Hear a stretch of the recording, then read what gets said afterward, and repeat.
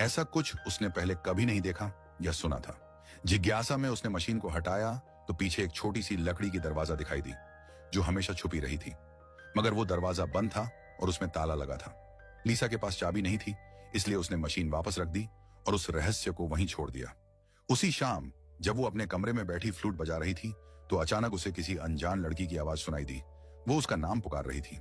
ऐसा लगा जैसे ये आवाज वेंटिलेशन पाइप से आ रही हो, मगर ध्यान से सुनने पर सब कुछ शांत हो गया। रात को जब वो सो रही थी, उसे कमरे के बाहर किसी के कदमों की आहट सुनाई दी। डर के मारे उसने कंबल से खुद को ढक लिया। उसे लगा कोई लड़की कमरे में दाखिल हुई है। वो लीसा का नाम लेती हुई धीरे धीरे उसकी ओर आ रही थी।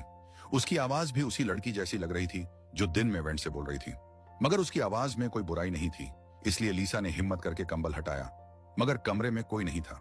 यहां तक कि दरवाजा भी बंद था। सब कुछ जैसे एक सपना था। अगली सुबह लीसा को जगाने वाला कोई वॉकी टॉकी नहीं था, बल्कि माँ बाप के बीच एक जोरदार झगड़ा हो रहा था। उसका हमेशा शांत और प्यारा दिखने वाला पिता अब बिल्कुल अलग इंसान लग रहा था, गुस्से में आग बबूला। उसी वक्त डोरबेल बजी। माँ ने दरवाजा खोला तो सामने खड़ा था एक मिरर शेड्स पहने, वर्क सूट में एक अधेड़ आदमी। उसने कहा कि वो टेलीफोन लाइन ठीक करने आया है।